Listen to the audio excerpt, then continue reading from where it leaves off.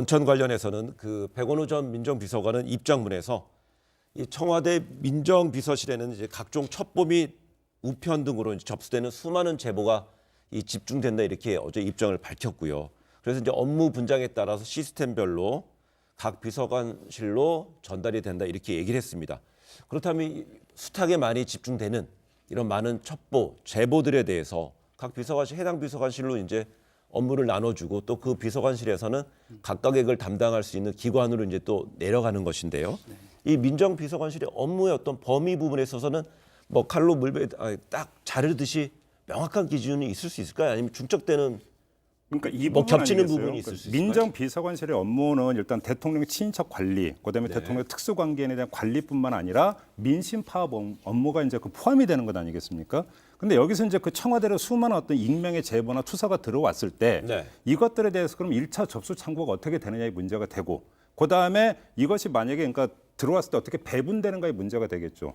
그러니까 이 부분에서 지금 백원우 비서관이 이야기한 게 아닌가 싶은 일단 추정을 해보고요. 어찌 본다면 그거 백원우 비서관의 이야기보다 더 결정적인 게 뭐냐면 황운하 청장이 오늘 인터뷰에서 했던 이야기가 있고 다른 언론이 또 보도했던 공통된 일종의 크로스 체크가 되는 게 하나가 있어요.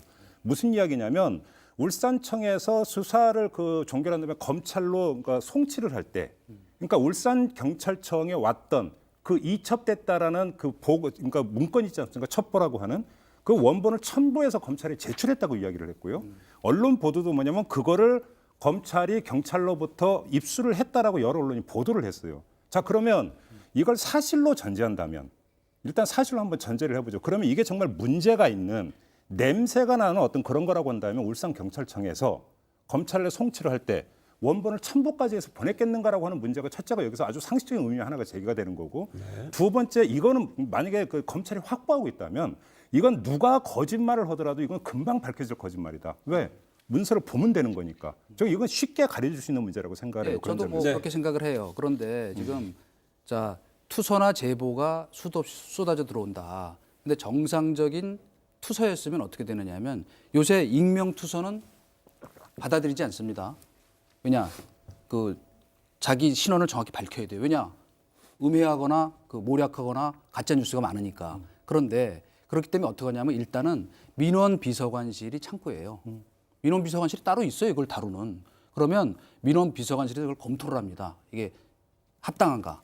아니면 가능성이 있는가? 그리고 나서 이것이 문제가 있다고 생각하면 해당 비서관실로 넘기거나 감사원으로 보내거나 검찰로 보내는 경우는 없지만 하여튼 저 해당 부처에 보내거든요.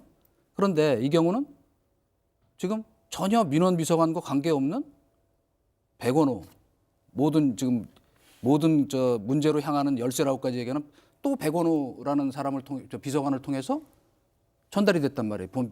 반부패 비서관. 그러면 말씀 아주 잘해 주셨어요. 그 문건 검찰이 갖고 있어요. 근데 한 가지 거기에 저는 팩트 체크를 좀 더 해봐야 된다고 생각하는 건 뭐냐면 이것이 그 청와대에서 이첩돼 넘어 하명 수사라는 것이 아마 경찰 입장에서는 그 굉장히 중요한 요소기 때문에 당연히 당초에 이첩돼 온 그 이첩된 보고서를 첨부하도록 돼 있는 겁니다. 그렇기 때문에 그 내용을 보니까 근데 지금 제기되는 의혹이 이거 아니에요.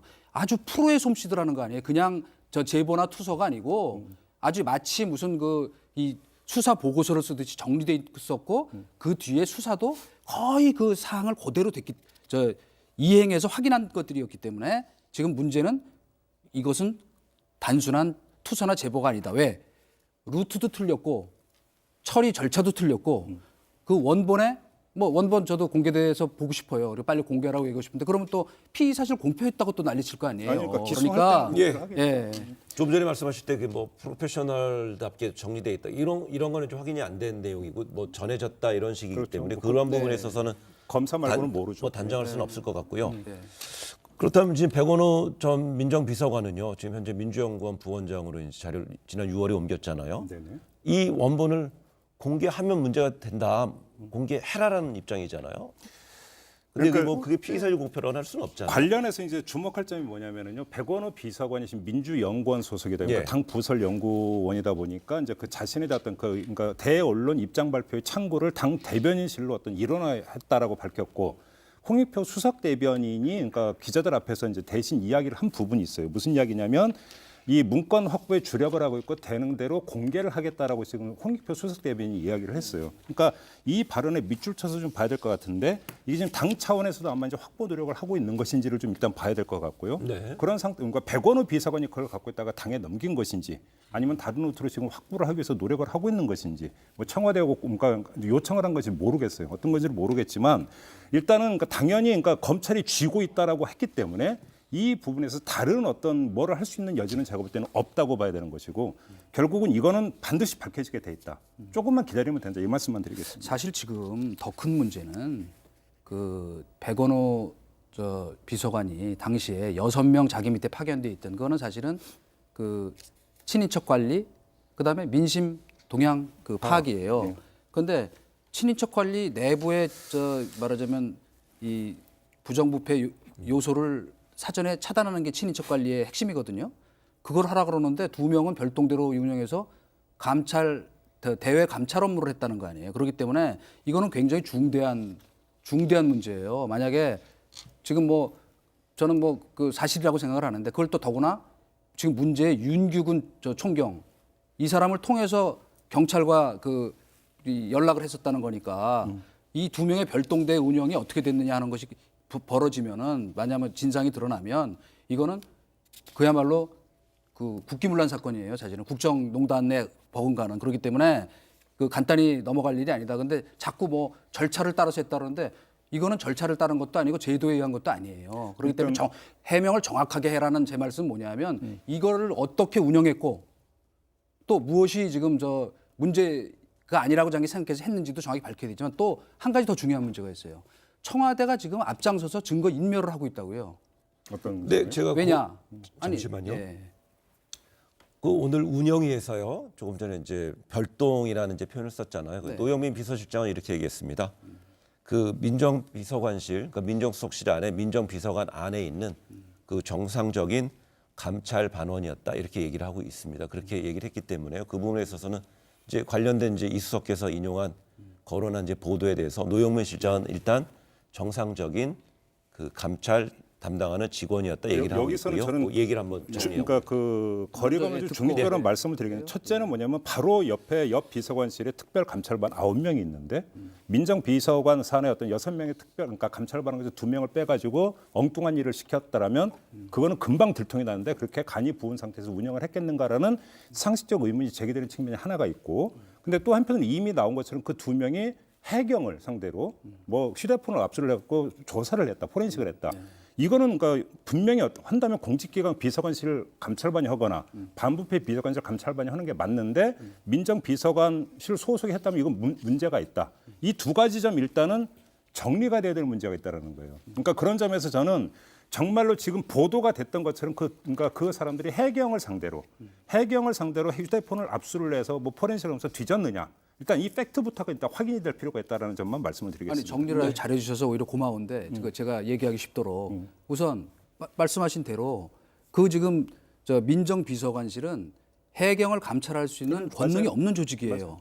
그러니까 해경이라고 하는 건 그나마 그 정부 조직이니까 뭐 100번 양보해서 그 세월호 관련해서 제대로 이게 안 됐으니까 뭐 좀 알아봐야겠다고 해서 할 수 있지만 포렌식 조사 밥 먹듯이 한 것도 그것도 문제지만은 더 중요한 거는 해경을 상대로 해서 그런 그 포렌식 조사까지 했으니 다른 일을 어떻게 했을까? 그러면 지난 2년 반 동안 그 조직에서 한 일, 그거를 그러니까 상세하게 비공개로라도 보고하라 이 말이에요. 국회에 그러면 물론 검찰이 조사할 겁니다. 그리고 제가 아까 얘기하다가 이제 끊어졌지만 뭐 증거인멸, 이건 사실은 증거인멸이에요. 왜? 지금 보통 청와대에서 전임자들이 쓰던 컴퓨터 있지 않습니까? 그거를 바꾸지 않아요. 놔두고 그 초기 상태로 그냥 포매팅합니다. 그죠? 그러니까 그러면 어떤 상황이 되냐면 아시죠? 나중에 하드디스크를 포렌식하면 다 과거 기록이 다 나오게 돼 있습니다. 그죠? 그래서 이제 그거 없애려고 디가우징 하고 이러죠. 그렇죠. 그런데 지금 그 4명의 많은 쫓겨난 수사관들 컴퓨터를 PC를 그 청와대에서 전부 회수해 가지고 그건 비정상이거든요. 왜 회수를 했을까? 그 안에 무슨 내용이 들어있는지 장담 못하니까 했다고밖에 볼 수 없기 때문에 그리고 그렇게 하지 않는데 청와대에서 그 말하자면 PC를 회수해서 어디다 처리했는지 모르겠는데 디가우징을 했는지 파기를 했는지 그거는 사실은 만약에 검찰 입장에서 그거를 문제를 제기한다 그러면 그거는 사실상의 그것도 증거인멸에 해당될 수 있다는 말을 제가 드리고 싶어요. 예. 네.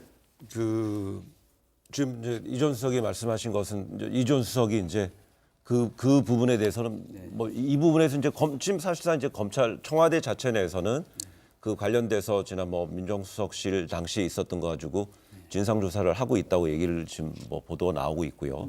그런 상황에서 또 이제 관련해서 한 줄기에서 검찰이 수사가 되고 있고요. 중앙지검과 동부지검에서 이제 수사를 하고 있는 상황인데요.